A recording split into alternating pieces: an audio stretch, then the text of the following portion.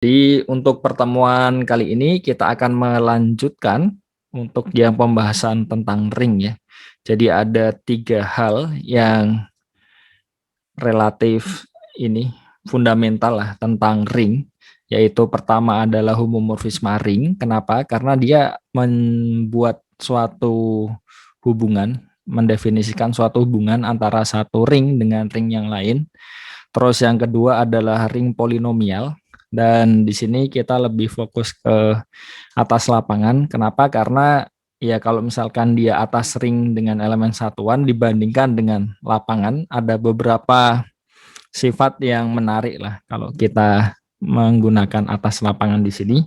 Dan yang terakhir adalah tentang daerah ideal utama dan juga daerah Euclid. Jadi semoga bisa mengikuti ya. Nah, kita masuk ke yang pertama dulu tentang homomorfisme ring. Jadi kalau idenya itu sebenarnya sama seperti yang di grup kan. Jadi kita ingin melihat suatu hubungan antara suatu struktur dengan struktur yang lain kan. Jadi contohnya seperti ini kan. Kalau kita punya jam itu kan hanya ada 12 kan di sini kan. Tetapi ya meskipun hanya 12, waktu yang kita butuhkan itu bisa direpresentasikan kan. Kenapa? Ya karena kita bisa menghubungkan yang himpunan bilangan bulat yang kita punya terhadap penjumlahan ke himpunan bilangan bulat modulo 12 kan. Itu alasannya kan kenapa jam dinding kita yang hanya 12 angka ini bisa kita gunakan. Nah, otomatis pertanyaan yang sama kan, bisa tidak kita definisikan homomorfisme di kasusnya ring kan? Nah, sifat-sifatnya bagaimana? Tentunya ya jawabannya bisa ya di sini. Nah, untuk yang grup sendiri, kalau kita lihat ulang dari sisi motivasinya ya, kita kan bisa melihat dari sifat fungsi eksponensial kan. Ini untuk yang kasus homomorfisme grup dulu. Jadi kita punya fungsi f ini dari R ke R, kita punya fx itu sama dengan E pangkat X. Kita lihat E pangkat X plus Y akan sama dengan E pangkat X dikali E pangkat Y. Dan itu artinya apa? Kita bisa melihat kalau F-nya seperti ini, berarti kan F dari X plus Y itu sama dengan Fx dikali Fy kan. Dan dari situ kalau kita cek domainnya, jadi domainnya coba kita persempit ya di sini ya. Jadi domainnya ternyata ya lagi-lagi R ya, paling sempitnya kan di situ terhadap penjumlahan. Nah, dia merupakan grup. Dan image-nya yang E pangkat tadi. Nah, kalau kita persempit jadi R plus kan di sini. Karena kalau kita lihat, ini kan petanya kan semuanya ada di atas sumbu X kan. Nah, kalau kita buat R plus terhadap perkalian, ternyata dia juga merupakan suatu grup. Jadi di sini sama saja kita bisa melihat ada suatu fungsi yang memetakan dari satu grup ke grup yang lain. Dan perhatikan di sini operasinya kan berbeda ya. Jadi tidak harus sama kan. Dan ada sifat yang menarik yaitu apa? Kita punya fx plus y sama dengan fx dikali fy. Jadi yang satu ini pakai operasi dari grup yang pertama dan yang satunya pakai operasi dari grup yang kedua. Jadi ini menariknya dan kita bisa melihat sifat ini sebagai ya fungsi f ini kita punya peta dari jumlahan dua buah elemen dalam grup ini tadi yang R terhadap penjumlahan akan sama dengan kita bisa memetakan dulu masing-masingnya, selanjutnya baru dioperasikan kan. Jadi intinya adalah kita bisa mengoperasikan dulu baru dipetakan atau dipetakan dulu baru dioperasikan. Dan ternyata secara umum itu semua fungsi itu belum tentu punya sifat ini. Contohnya ini kan. Jelas dia tidak memenuhi sifat seperti yang tadi kan. Jadi ada yang iya dan ada yang tidak kan. Nah, dari ini kan berarti kita tahu dia belum tentu berlaku kan sifatnya kan pada sebarang fungsi. Kalau belum tentu ya berarti kita punya peluang untuk mendefinisikan sesuatu. Jadi ini sedikit mengingatkan ya tentang yang homomorfisme grup. Nah, secara umum yang R ini bisa kita abstraksikan jadi sebarang grup G, dan plusnya ini bisa kita abstraksikan ya operasi yang ada di G. Selanjutnya yang ini jadi ini grupnya bisa sama bisa beda, operasinya juga ya bisa sama bisa berbeda tergantung kasusnya. Dan sifat ini tadi kita abstraksikan apa?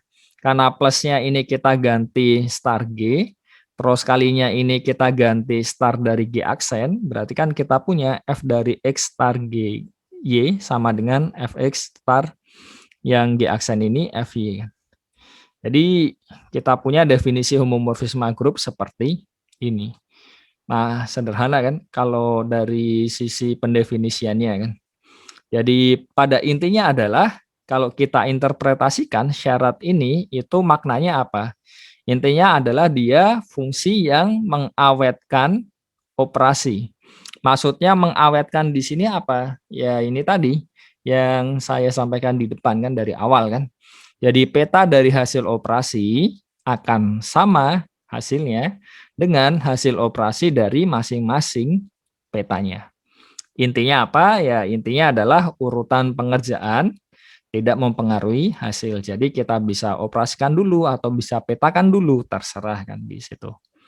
Nah, kalau kita berbicara di ring, kalau di grup kan hanya ada satu operasi kan. Kalau di ring bagaimana? Ada lebih dari satu, yaitu ada dua kan. Jadi pertanyaannya kan langsung kan otomatis kan. Kalau mau kita bawa kasus yang di grup tadi ke kasus yang di ring kan. Jadi mungkin tidak kita menemukan fungsi yang mengawetkan kedua operasi pada suatu ring kan. Kalau di grup bisa kan, jangan-jangan di ring enggak kan. Nah, ternyata dia juga bisa. Yang paling sederhana ya kembali lagi ke Z lagi aja, paling mudah itu.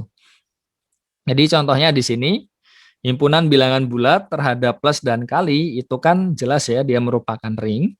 Dan kalau kita buat himpunan bilangan bulat modulo 3, selanjutnya operasi penjumlahan dan perkaliannya juga di modulo 3, ya dia juga merupakan ring kan terhadap dua operasi ini, Z3 ini kan. Nah, kalau kita coba buat fungsi dari Z ke Z3, di mana A-nya ini dibawa ke A bar, jadi contohnya ya kalau 5 ya dibawa ke 5 bar kan. 5 bar di Z3 kan sama dengan 2 bar. Jadi semuanya dibawa ke sini kan bisa kan. Nah, kita punya apa? Sifat operasi di Z3 itu kan ya kita bisa menjumlahkan dulu baru ini ya kan A plus B bar kan sama dengan A bar ditambah B bar kan. Jadi apa artinya? Kita punya F dari A plus B akan sama dengan FA dijumlahkan dan jumlahnya di sini jumlah di Z3 ya ditambah dengan FB. Perkaliannya pun juga memenuhi hal yang sama. Jadi kita bisa melihat ada suatu fungsi dari suatu ring ke ring yang lain dan nah, kita bisa mengoperasikan dulu dua elemen dalam ring itu baru dipetakan juga akan sama ya hasilnya ya. Jadi dioperasikan dulu baru dipetakan. Hasilnya akan sama dengan ya masing-masing itu dipetakan dulu baru dioperasikan. Tentunya operasinya di sini menyesuaikan ya. Kalau di sini ya plusnya yang di ringnya, di sini juga plus ya di ring yang satunya kan. Kalau yang di sini kali di ringnya, yang satu juga kali di ring yang satunya. Dan secara umum sifat ini belum tentu berlaku. Contohnya apa? Contohnya ya kalau misalkan semua elemen di Z ini kita bawa ke satu bar. Ternyata kalau kita bawa seperti ini ya jelas ya tidak berlaku sifat tadi. Maknanya apa? Berarti ada yang iya. Jadi ada fungsi yang memenuhi sifat ini dan ada fungsi yang tidak kan. Berarti kan kita bisa mendefinisikan sesuatu di situ. Jadi sama seperti yang kita lakukan pada homomorfisme grup. Jadi kita coba abstraksikan, Z-nya ini kita ganti sebarang ring, Z3-nya ini ya misalkan R aksen ya ringnya, terus plus kalinya ya diganti kan. Jadi secara umum lah ini kita abstraksikan, ini juga kita abstraksikan. Terus sifatnya ini tadi juga kita abstraksikan kan. Intinya ya cuma ganti kan sesuai dengan yang ada di atas ini. Dan kita peroleh definisi dari homomorfisme ring adalah seperti ini. Jadi interpretasinya apa? Ya interpretasinya adalah intinya dia mengawetkan operasi penjumlahan di ringnya dan juga mengawetkan operasi perkalian. Jadi tidak hanya yang penjumlahan tetapi juga perkalian. Jadi dua-duanya diawetkan.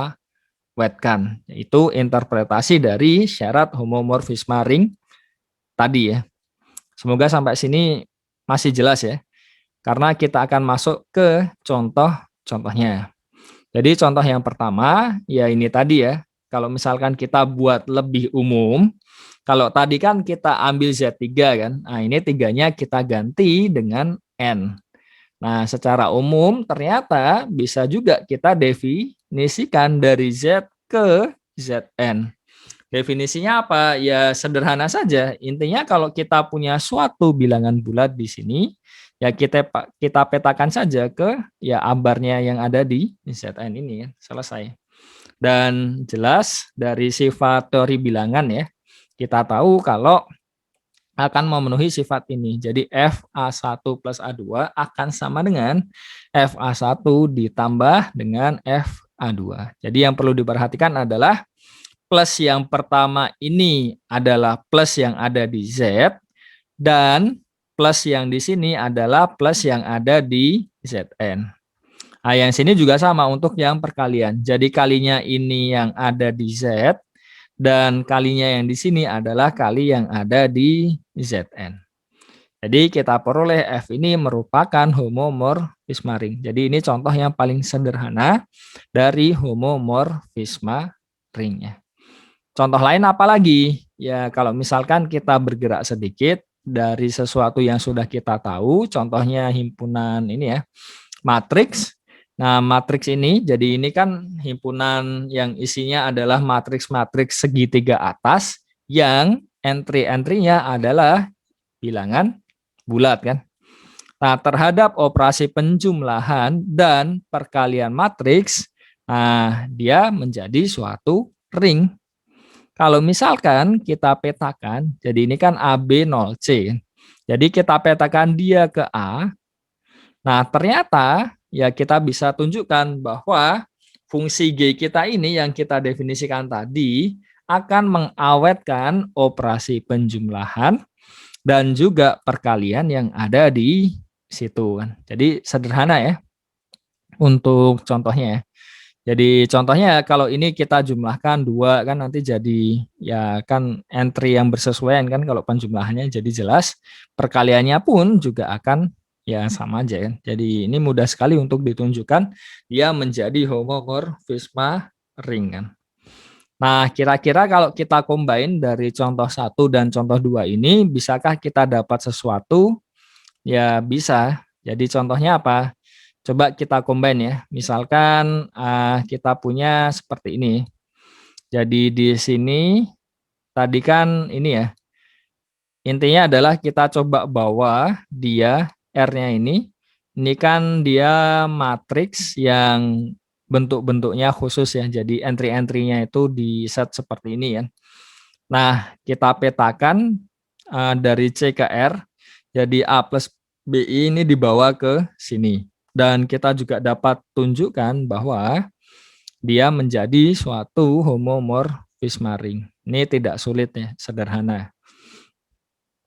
Terus ada beberapa hal terkait homomorfisme ring yang perlu diketahui. Jadi ini istilahnya sama persis seperti yang di grup. Jadi F itu dikatakan monomorfisme kalau F-nya itu home plus injektif. Yang kedua adalah epimorfisme kalau dia homomorfisme plus surjektif. Nah, kalau bijektif gimana? Jadi kalau dia fungsi bijektif plus homomorfisme, kita sebut dia dengan isomorfisme. Nah, ini juga sering disebut ya dalam ya berbagai keadaan lah. Jadi kita punya dua buah ring, ini kita katakan isomorfis kalau terdapat isomorfisme dari R ke R aksen. Maknanya apa? Jadi kita bisa menemukan suatu homomorfisme ring yang bijektif dari R ke R aksen. Jadi patokannya adalah di sini terdapat. Jadi kalau kita bisa menemukan satu saja, ya sudah berarti selesai kan. Tidak harus banyak-banyak, satu saja cukup ya. Dan keuntungannya apa? Kalau kita punya dua ring itu isomorfis, kita punya sifat-sifatnya akan sama persis kan. Jadi sifatnya itu meskipun ringnya berbeda, operasinya juga terlihat berbeda, tetapi untuk sifat-sifatnya yang dipenuhi itu akan sama. Nah, kalau kita punya isomorfisme dari ini, jadi ini R ke ini ya, R ke R lagi ya, ini aksennya harusnya nggak ada. Kita sebut dengan automorfisme. Jadi dari ring ke ring di tersebut ya, jadi ke dirinya sendiri ya. Nah, kalau dia bukan bijektif, hanya homomorfisme, kita sebut dengan endomorfisme. Dan himpunan semua endomorfisme dari R kita notasikan dengan NR. Nah, ini kenapa perlu disebutkan dan menarik? Ya, karena NR ini kalau kita definisikan suatu operasi, dia akan bisa menjadi grup. Bahkan ya kita bisa buat dia jadi ring lagi ya. Oke, ini contoh untuk isomorfisme ring, jadi contoh yang lain ya. Ya, kalau kita ambil yang awal tadi ya, yang awal kan kita tahu ya, yang ini dia kan homomorfisme kan. Tinggal ditunjukkan dia bijektif. Jadi bijektif itu kan berarti ditunjukkan injektif plus surjektif kan. Nah, injektifnya gimana? Ya, injektif itu kan maknanya satu-satu ya. Jadi kalau kita punya seperti ini, dua himpunan, kan kita nggak boleh ada yang di sini double itu kan nggak boleh kan. Intinya semua yang ada di kodomain itu punya kawannya itu harus tepat satu ya. Kalau dia punya kawan, kalau nggak punya kawan ya nggak apa-apa. Tapi intinya adalah semua yang di kanan ini kawannya kalau misalkan kan dia punya harus tunggal kan. Jadi cara membuktikannya gimana ya? Intinya adalah ambil aja dua yang ya hasil petanya itu sama kan. Tunjukkan prapetanya dua-duanya ini sama kan. Jadi sisanya ya aljabar biasa ya, aljabar SMP biasa kan ini. Nah, terus surjektifnya gimana? Kalau surjektif itu kan intinya adalah semua yang di kodomain itu dia punya kawan kan.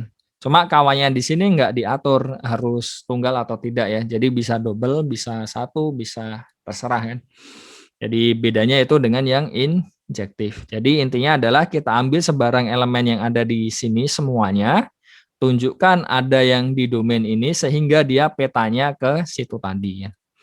Jadi kita ambil sebarang yang ada di kodomain. Nah, ternyata kita bisa membentuk sesuatu yang di domain sehingga yang kita ambil tadi merupakan peta dari ya yang kita bentuk tadi kan. Jadi kita peroleh dia surjektif.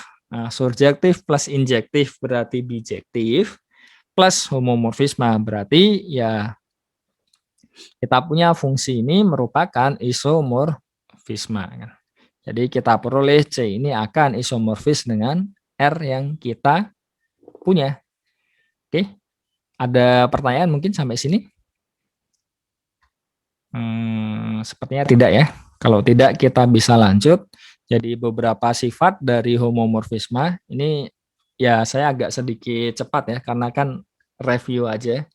Setidaknya kan bisa memberikan gambaran lah. Kalau ini itu maksudnya apa kan? Setidak-tidaknya itu kan. Jadi pertama adalah kalau kita punya F ini homomorfisme dari R ke R aksen, kita punya apa? 0 yang ada di R ini dibawa ke 0 di R aksen. Dan inverse terhadap penjumlahan dari R ini dibawa ke inverse terhadap penjumlahan dari FR. Ini sederhana untuk buktinya.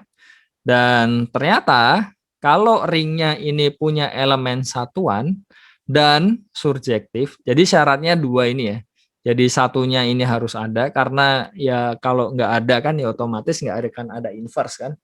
Terus yang kedua adalah surjektif. Ini penting untuk mengklaim di buktinya nanti.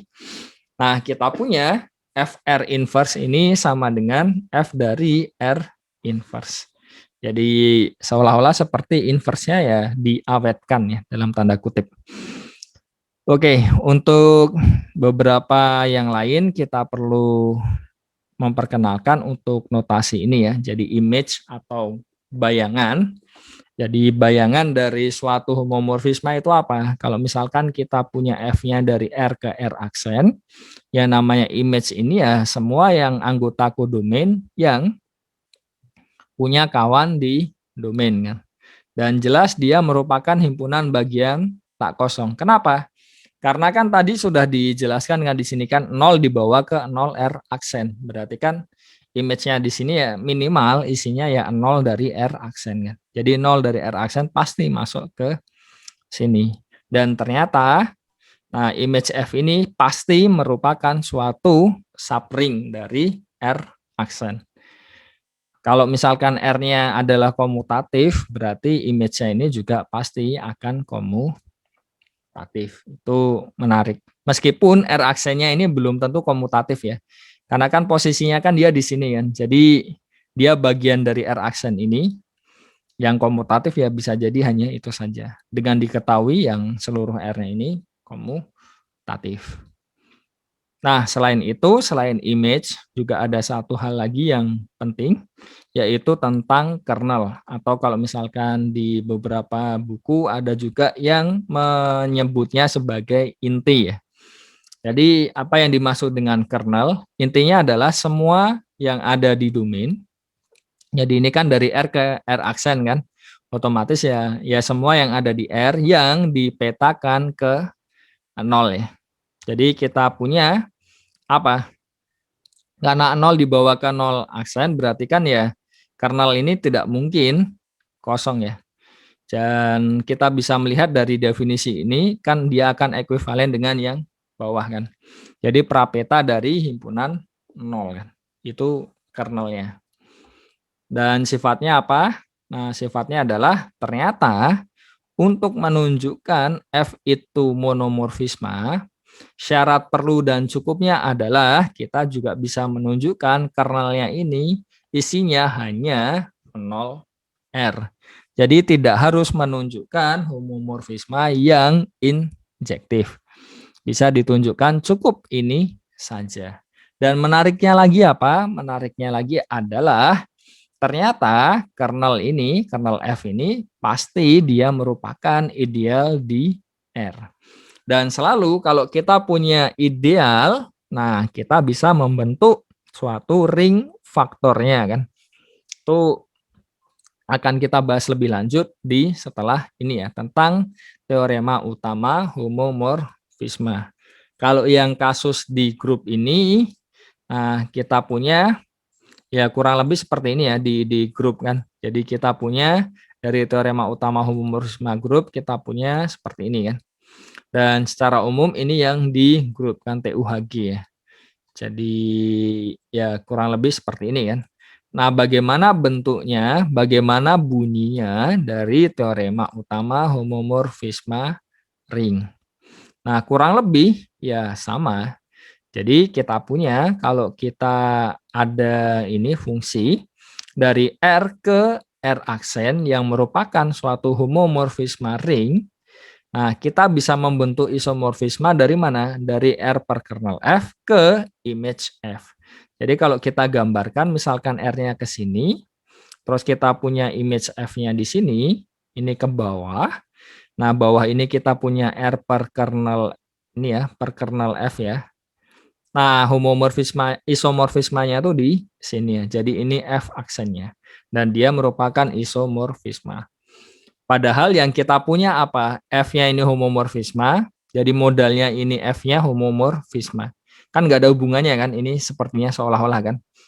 Wong F-nya dari R ke image F, ternyata tiba-tiba kita bisa melihat ada isomorfisme dari yang bawah ini ke image F. Nah, buktinya apa? Ya buktinya adalah Ya kalau memang F aksen ini adalah suatu isomorfisme, ya tunjukkan saja dia merupakan fungsi atau pemetaan. Kedua, tunjukkan dia homomorfisme ring atau mengawetkan operasinya ya, operasi penjumlahan dan perkalian. Dan yang terakhir adalah tunjukkan dia bersifat bijektif. Bijektif ya injektif plus surjektif. Jadi ini ide untuk membuktikannya ya manual seperti ya hanya menggunakan definisi biasa kan sebenarnya. Dan apalagi yang bisa kita kembangkan dari sini karena kan yang di teorema utama homomorfisme grup itu kan bisa kita kembangkan ya ke beberapa teorema yang lain kan dengan bentuk-bentuk yang khusus. Ternyata yang di ring juga sama, ada beberapa yang lain dengan bentuk-bentuk khusus yang bisa kita kembangkan. Jadi contohnya di sini kalau misalkan kita punya dua buah ideal dari ring R, jelas kalau kita punya ideal ada dua, diiriskan masih ideal. Dijumlahkan juga masih ideal kan. Dan kalau misalkan kita punya irisan pasti bagian dari yang salah satunya kan. Karena kan diiris kan makin kecil ya. Dan kalau kita punya jumlahan ya dia jadi lebih besar kan. Jadi J-nya ini subset dari I plus J. Nah, ternyata I iris J-nya ini ya ideal di I kan. J-nya ini juga ideal di I plus J. Maknanya apa? Kita bisa membentuk ring faktornya kan. Jadi ini I-nya bisa diperkan dengan I iris J dan I plus J-nya ini juga bisa diperkan dengan J. Jadi kita bisa pakai teorema utama homomorfisme ring, ditunjukkan dua ini dia akan isomorfis. Jadi sifat-sifatnya sama meskipun kelihatannya bentuknya berbeda.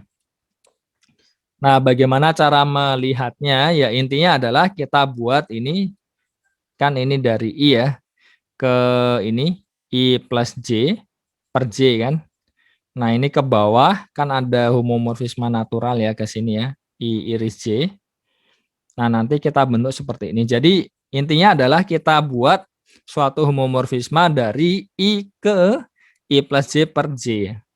Nah nanti yang di sini akan muncul secara otomatis. Kalau I iris J ini jadi kernel dari F-nya dan yang kanan ini jadi image dari F-nya kan. Itu kan maknanya dari yang TUHR tadi ya. Jadi bagaimana cara membentuk F-nya ini? Ya F-nya ini idenya adalah kita buat pemetaan yang seperti ini, aturannya ini ya. Jadi A anggota I ini dibawa ke A plus J. Nah, dari sini ya sudah bisa ditunjukkan kernel F ini sama dengan I iris J dan image F ini adalah I plus J per J.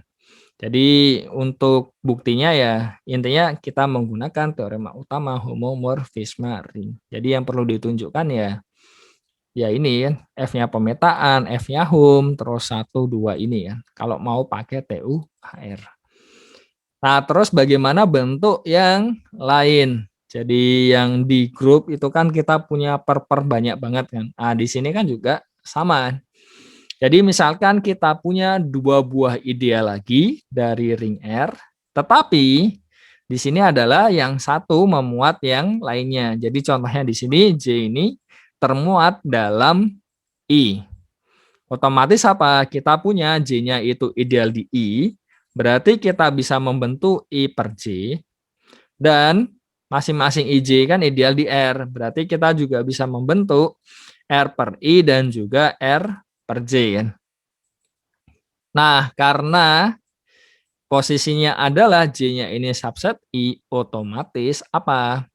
I per J ini bisa kita lihat sebagai ideal di R per J.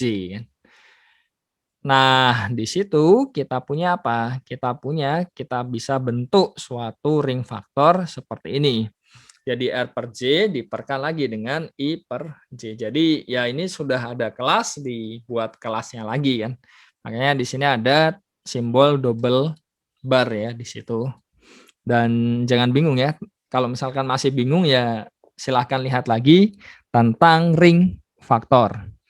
Dan kita bisa tunjukkan apa? Kita bisa tunjukkan bahwa R per J ini diperkan dengan E per J akan isomorfis dengan R per I.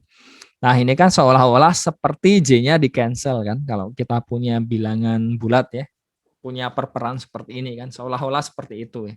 Jadi ini menjadi menarik sekali. Nah, bagaimana buktinya? Ya, buktinya intinya adalah sama seperti tadi, kita memanfaatkan teorema utama homomorfisme ring. Jadi, kita punya dari R per J, ini dibawa ke R per I.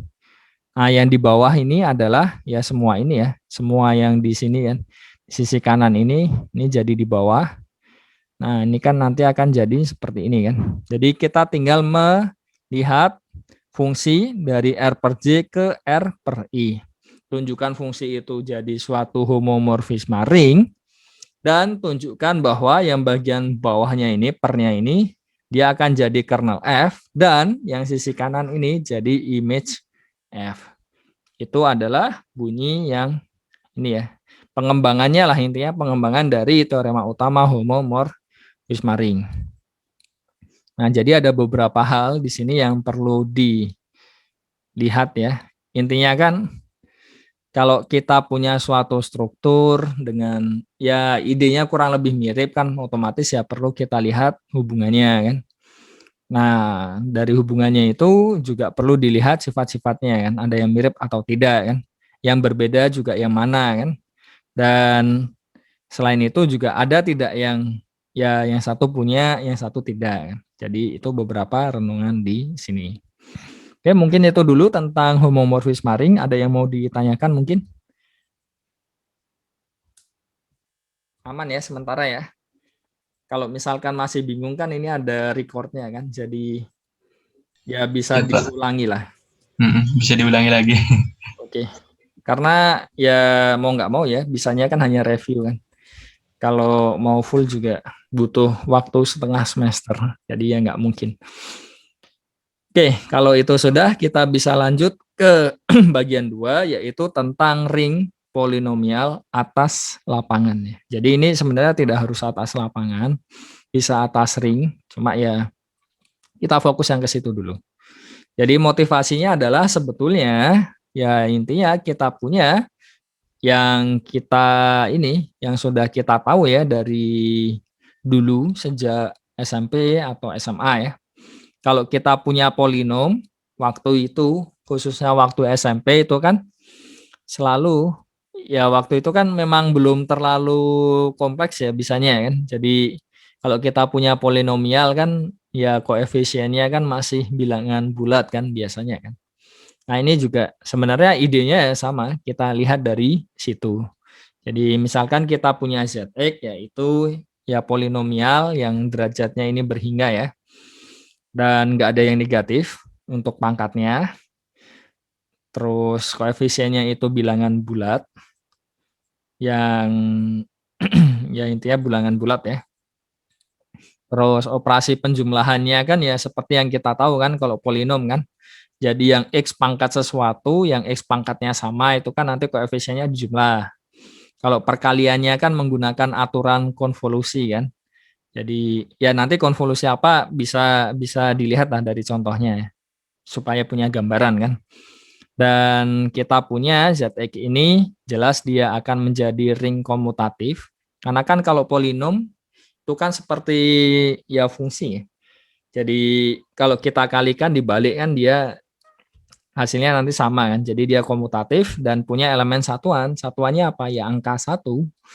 Jadi 1 ini merupakan elemen satuan di Zx kan. Nah, supaya lebih mudah jadi ini ilustrasinya. Kalau kita punya dua buah polinom seperti ini kan, otomatis kan ya A0 dijumlahkan dengan B0. Jadi ini ya. Terus A1 tambah B1 nanti dikalikan dengan X. Terus di sini A2 ditambah dengan B2 dikalikan dengan X kuadrat kan. Ya kurang lebih kan sebenarnya sama seperti ini kan. Kalau perkaliannya itu bisa kita lihat ya sederhananya kan seperti ini. Jadi koefisien dari X pangkat 0 jadi apa? Ya A0 kali B0. Ini jadi koefisien dari X pangkat 0. Kalau koefisiennya dari X apa? Berarti kan A0 kali B1 ditambah dengan A1 kali B0 kan. Dia jadi koefisiennya dari X. Nah, koefisiennya dari X kuadrat apa? Yang memberikan kita X kuadrat itu kan berarti ya ini A0 kali B2X kuadrat kan. Terus A1X kali B1X, A2X kuadrat kali B0 kan. Jadi ya bisa kita lihat koefisiennya ini akan memenuhi suatu pola tertentu kan. Nah, yang pola ini yang kita sebut tadi di awal kan. Jadi perkaliannya bersifat yang konvolusi tadi ya. Convolution sum tadi kan maksudnya ini ya. Jadi secara umum kita punya kalau kita tuliskan jadi C0, C1, C2, C3 dan C4 ya C0-nya bentuknya seperti ini, C1-nya seperti ini, C2-nya begini, C3-nya begini, C4-nya gini kan. Jadi secara umum CK-nya ini apa? Ya, intinya adalah A0 kali BK terus A1 dikali BK-1 dan seterusnya, yang ini naik satu-satu, yang satunya ini turun satu-satu kan.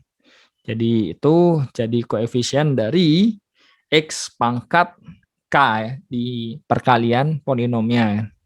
Dan ini bisa kita generalkan, jadi nggak harus ringnya itu Z. Nah, secara umum kalau Z-nya ini kita generalisasi jadi suatu ring, dan ringnya ini kita batasi ya, ringnya komutatif dengan elemen satuan.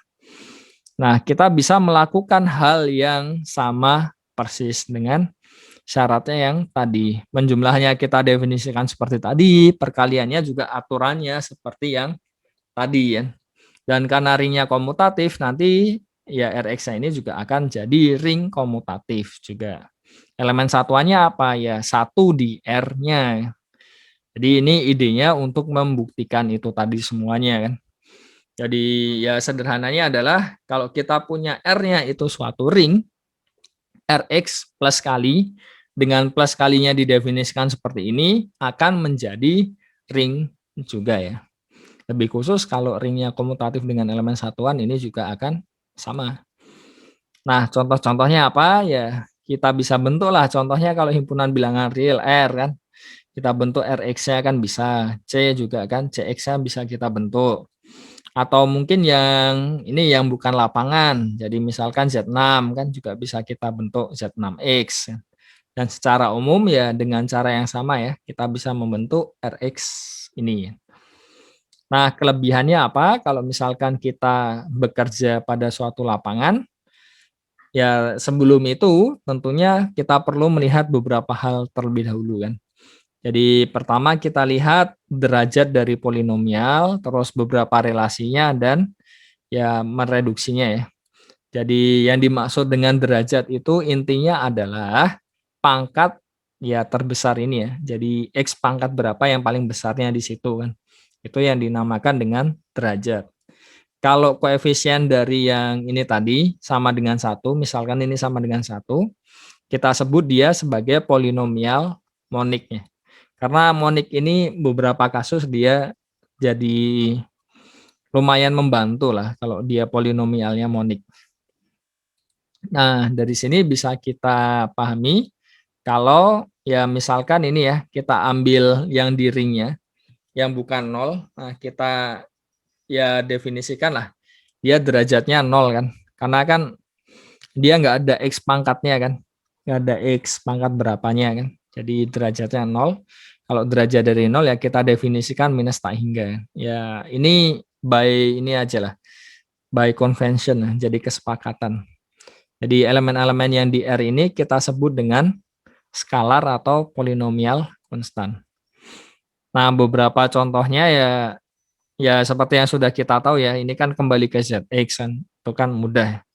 Dan ini beberapa sifatnya, intinya degree dari jumlahan dari suatu polinomial pasti tidak akan melebihi dari maksimal dari degree masing-masing. Karena kan kita tahu ya, kalau kita menjumlahkan itu kan ya elemen-elemen yang bersesuaian kan. Jadi degree-nya nggak mungkin nambah kan. Jadi ya pasti tidak akan lebih dari maksimal ini. Dan kalau perkaliannya tidak akan lebih dari degree dari fx ditambah degree gx. Kenapa? Ya karena kita berbicaranya di ring kan, jadi bisa jadi ada pembagi nolnya di situ. Dan kesamaan ini dipenuhi kalau ya ini tadi, kalau ya koefisien yang ini leading koefisien yang terbesar tadi ya. Jadi yang X pangkat terbesar koefisiennya berapa? Nah, itu dua-duanya ini bukan merupakan pembagi nol. Jadi untuk buktinya ini sederhana menggunakan sifatnya saja.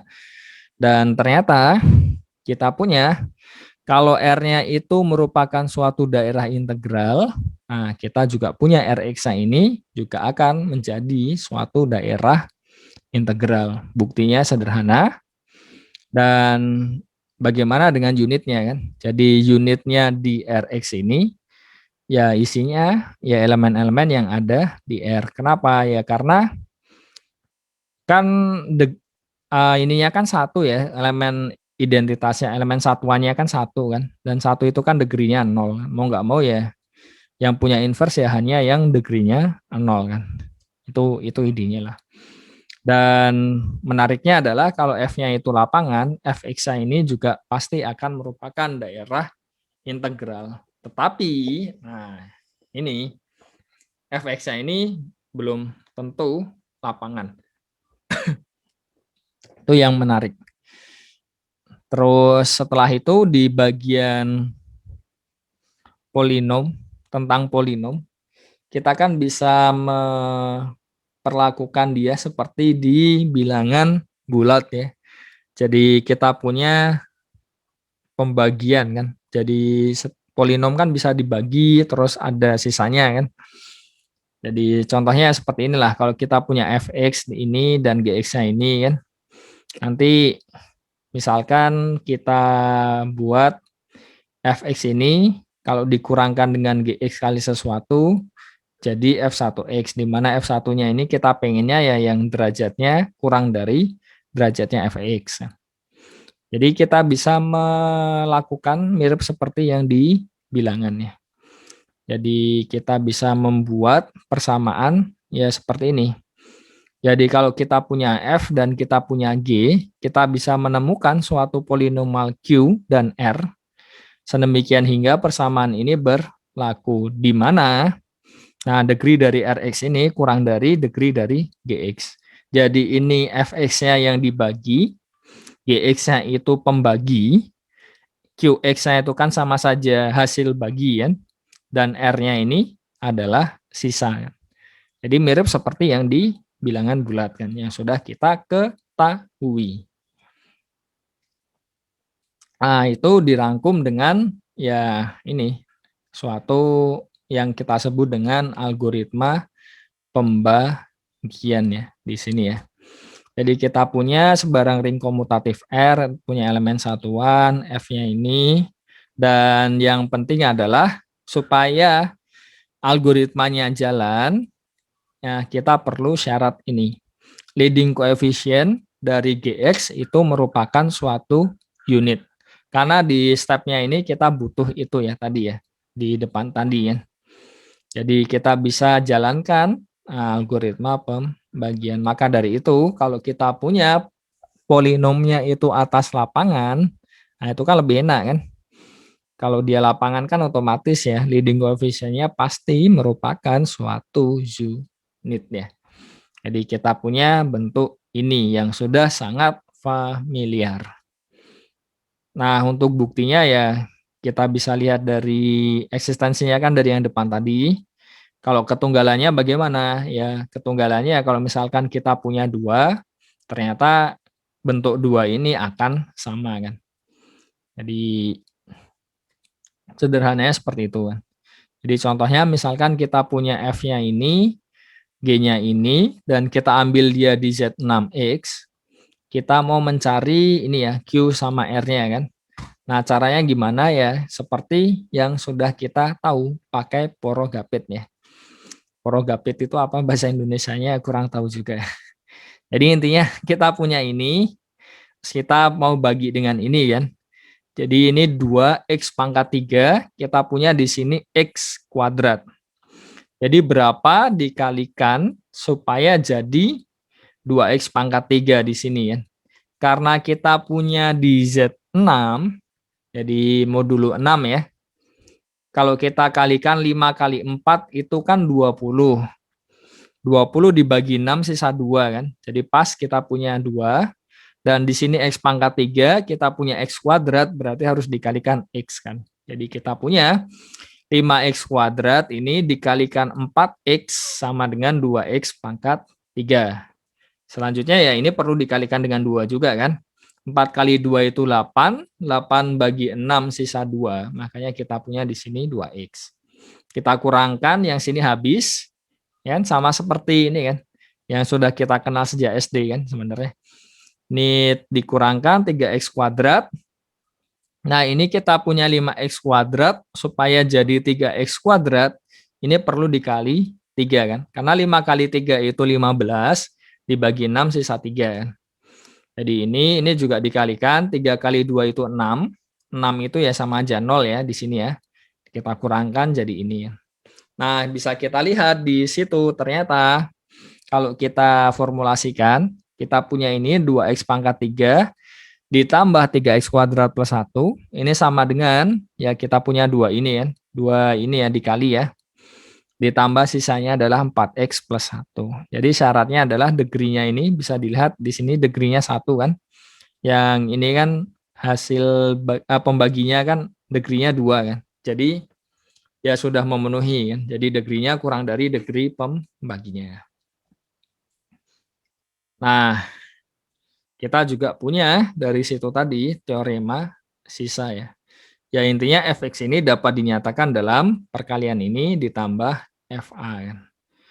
Jadi ya intinya kan kita bagi dia dengan x min a kan, sederhananya kan seperti itu kan.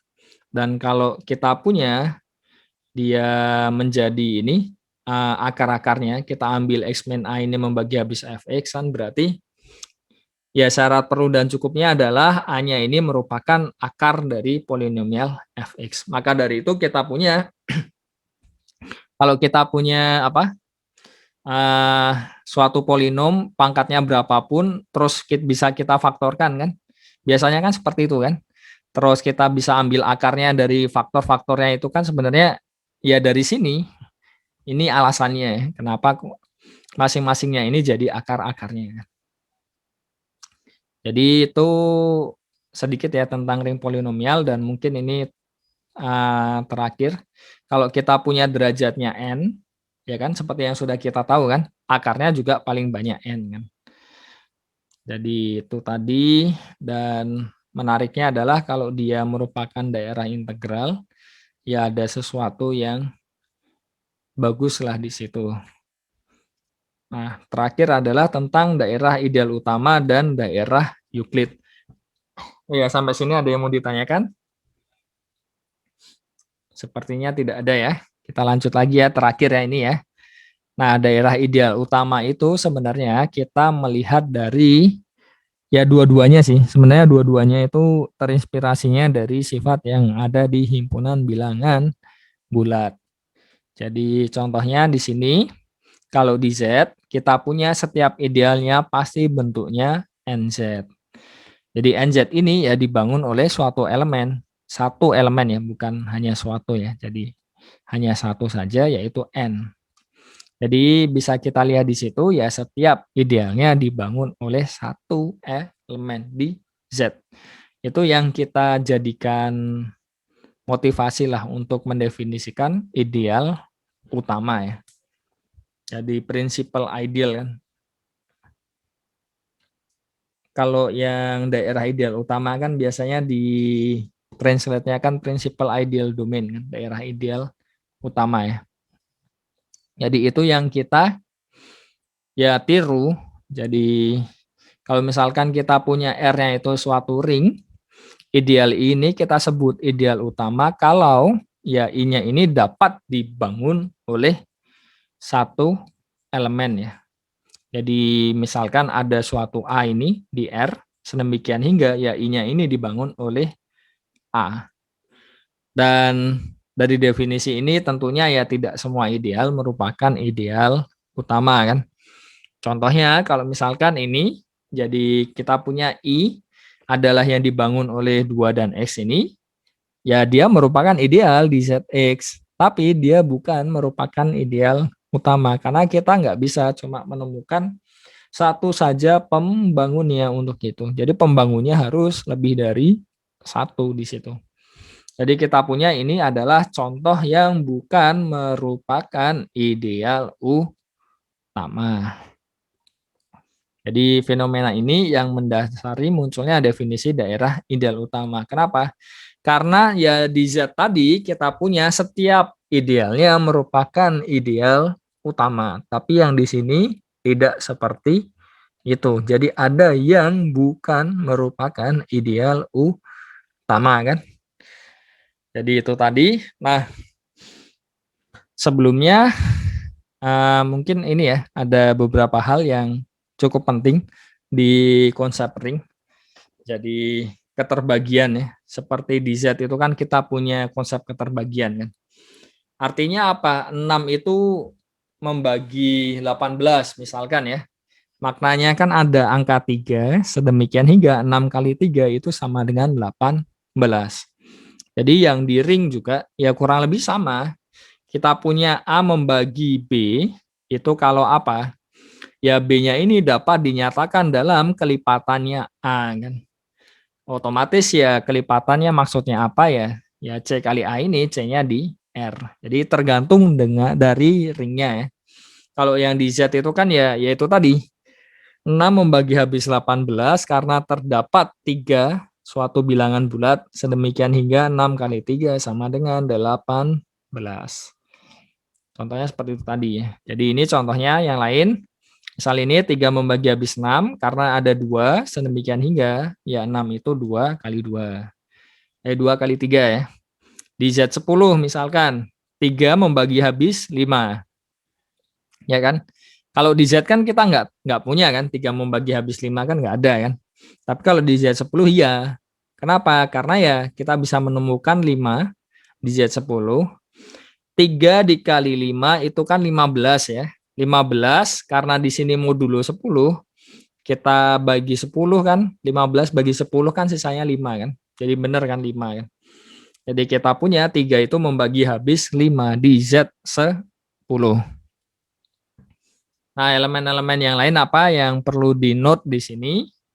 Ya satuannya jelas ya. Terus unit itu kan yang punya inverse dan ternyata ya seperti yang kita punya di Z.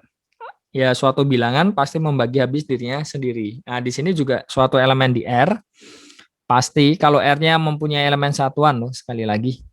Ya dia akan membagi habis dirinya sendiri. Kenapa? Karena A-nya ini dapat dinyatakan dalam 1 kali A kan. Sini juga ya, 1 membagi habis A jelas kenapa? Karena A-nya itu sama dengan 1 kali A. Sama aja ya. Dan A ini pasti membagi habis 0. Kenapa? Karena ya 0 ini sama dengan 0 kali A. Jadi kalau kita rasakan itu ya feeling-nya mirip seperti yang ada di Z lagi ya. Terus yang kedua, A-nya ini unit, jika dan jika A membagi habis 1. Ini kan by definisi kan.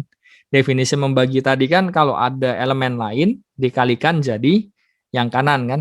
Nah ini kan ya sama aja ya. Terus yang ketiga adalah transitifnya juga berlaku. Nah ini kita punya elemen prima, jadi idenya sama seperti di Z lagi ya. Jadi prima itu maknanya apa? Prima itu maknanya kalau kita punya suatu bilangan itu kan bilangan prima kalau faktornya tepat 2 kan. Bukan 1 ya. Jadi 1 itu bukan prima ya sekali lagi ya. Jadi startnya dari 2, 2, 3, 5, 7, 11, 13, 17, 23 dan seterusnya kan. Itu yang bilangan-bilangan prima itu kita tiru. Jadi kalau kita melihat dari situ tadi ya bisa, dan juga kita bisa melihat dari sisi mana? Dari sisi kalau dia suatu bilangan prima, terus kita punya suatu bilangan yang membagi habis suatu bilangan prima tadi, ya pasti bilangan tersebut harus apa kan? Ya harus salah satunya kan. Atau kalau misalkan bilangan tadi membagi habis suatu perkalian ini ya, Jadi sederhananya seperti inilah, kita bisa memandangnya ini untuk yang definisi elemen prima ini ya. Contohnya 6 itu bukan prima. Kenapa? 6 itu membagi habis 18 ya. 18 itu kan bisa kita lihat sebagai 2 kali 9, ya kan? Ini kan 2 kali 9 kan? Tapi kan 6 itu nggak membagi habis 2, 6 juga tidak membagi habis 9 kan? Bedakan dengan misalkan 7 membagi habis berapapun di sini, ya ini perkalian dua bilangan ya. Pasti 7 itu membagi habis salah satu di antara mereka. Jadi sifat ini yang ditiru untuk mendefinisikan elemen prima di suatu ring ya. Jadi dia disebut elemen prima kalau ya ini tadi ya. Terus apa lagi? Ya kalau misalkan kita punya elemen satuan 1, terus 2 buah elemen tak nol ya di R ya. Nah, AB ini dikatakan berasosiasi kalau ya A-nya ini kelipatan B dan pengalinya ini adalah suatu unit. Jadi suatu elemen ini kita sebut dengan elemen tak tereduksi, berarti nggak bisa kita tidak bisa difaktorkan lah intinya. Jadi seperti inilah kalau kita punya bilangan prima itu kan ya kalau mau difaktorkan kan pasti mau nggak mau ya jadi satu kali sesuatu kan, dan satunya kan unit kan. Jadi ini juga sama. Jadi kalau kita paksa difaktorkan jadi R kali S, nah kita peroleh salah satunya ini harus jadi unit. Nah, kita sebut dia tereduksi apa? Kalau kita bisa mendapatkan dua buah elemen yang bukan unit, sedemikian hingga hasil kalinya jadi A ini. Jadi itu idenya ya kembali lagi di himpunan bilangan bulat dari definisi-definisi ini ya. Ini masih saya coba yang sederhana ya, coba supaya masih bisa memahami ya. Jadi ini beberapa contoh terkait definisi yang awal tadi. Nah, ini bisa dipelajari sendiri ya saya rasa ya untuk contoh-contohnya. Dan beberapa sifatnya adalah kalau kita punya R-nya ini adalah daerah integral, terus kita punya dua buah elemen tak nol di R. Nah, A ini berasosiasi dengan B jika dan hanya jika A-nya membagi habis B dan B-nya membagi habis A ya. Dan A ini membagi B, syarat perlu dan cukupnya apa? Ya, yang dibangun oleh B itu subset dari yang dibangun oleh A. Dan semua ini ya sebenarnya menggunakan definisi saja. Jadi sifat nomor 3, sifat nomor 4 itu by definisi. Bisa ditunjukkannya dari situ. Terus kalau kita punya di Z kan kita punya juga FPB dan KPK kan. Nah, di sini juga bisa kita definisikan FPB dan KPK. Tentunya ya relasinya kan beda seperti di himpunan ya. Himpunan itu kan kita bisa terutama inilah sederhananya kalau kayak di Z itu kan kita bisa pecah jadi 3. Jadi yang himpunan bilangan bulat positif, yang 0 dan yang negatif. Nah, kita punya A kurang dari B kan kalau B dikurang A itu positif kan kalau yang di Z. Tetapi kalau di sini kan ya kita nggak punya itu kan kalau di ring kan tidak kita definisikan jadi 3 region yang berbeda tadi kan. Jadi kalau yang di Z ini urutannya ya kita pakai relasi membagi habis itu. Jadi kalau dia membagi habis ya berarti dia yang lebih kecil kan. Ya, yang habis dibagi itu yang lebih besar. Jadi urutannya pakai ini ya. Relasi membagi ini ya. Bukan pakai yang kurang dari atau lebih dari yang di Z. Jadi idenya sama lah seperti yang kita punya di FPB dan KPK ya. Dan ternyata, nah ini FPB dari suatu himpunan, ya kan?